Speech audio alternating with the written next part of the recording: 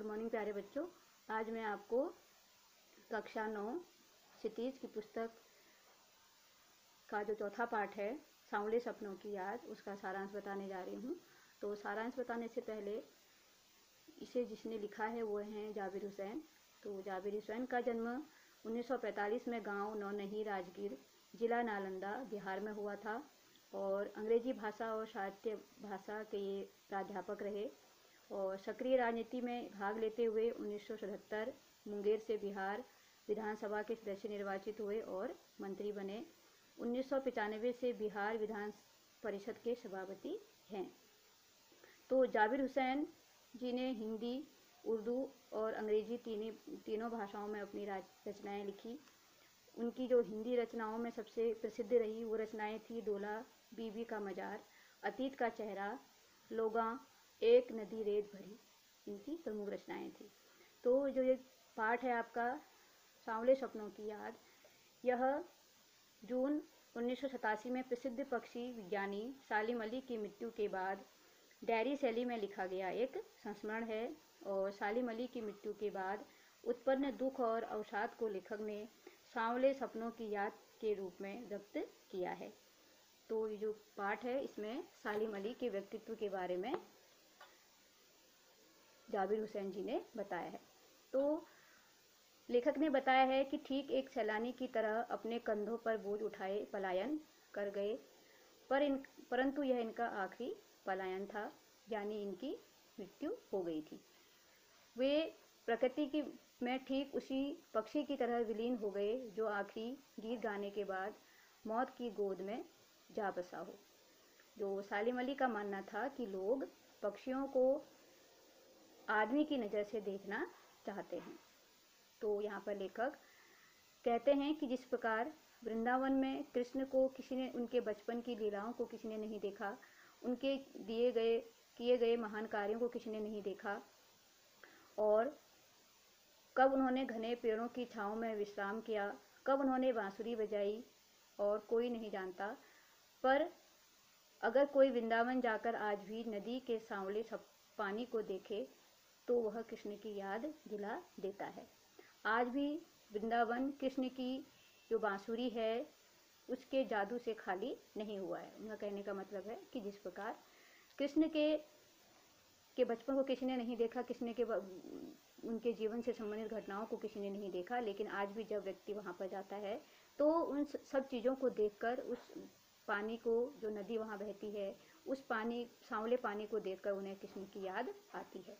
तो उसी तरह सालिम अली को भी पक्षी प्रेमी के रूप में यहाँ पर हमेशा याद किया जाएगा। तो पूर्व समय की याद करते हुए लेखक ने बताया कि वह उम्र के 100वें पड़ाव के करीब थे, मतलब उनकी उम्र 100 वर्ष की हो गई थी और यात्राओं की थकान के कारण उनका जो शरीर था वो कमज़ोर हो गया था और एक कैंसर जैसी जानलेवा बीमारी के कारण उनकी मृत्यु हो गई। परंतु वो कहते हैं कि एक बात स्पष्ट थी कि वे सब चीज़ें मिलकर भी उनकी आंखों से वह रोशनी छीनने में सफल नहीं हो पाई जो पक्षियों की तलाश और उनकी हिफाजत के प्रति समर्पित थी। अपने जीवन के एकांत क्षणों में वह दूरबीन के साथ पक्षियों को निहारते हुए देखे गए, क्योंकि वह पक्षियों से वह अधिक प्रेम करते थे। तो उन्होंने अपने जीवन साथी, अपने स्कूल सहपाठी तहमीना को चुना, जिन्होंने हर लम्हे में उनका सहयोग दिया। तो सालिम जी अनेक अनुभवों के मालिक थे, क्योंकि वह बहुत सी जगहों पर घूमे थे, उन्होंने भ्रमण किया था और हर जगह के प्रकृति की सुंदरता का उन्होंने अवलोकन किया था, वहाँ के पक्षियों के बारे में वो जानते थे। तो वो एक दिन वे केरल की साइलेंट वैली को रेगिस्तान के जो हवाओं के झोंकों से बचाने का अनुरोध उन्होंने पूर्व प्रधानमंत्री चौधरी चरण सिंह से किया था।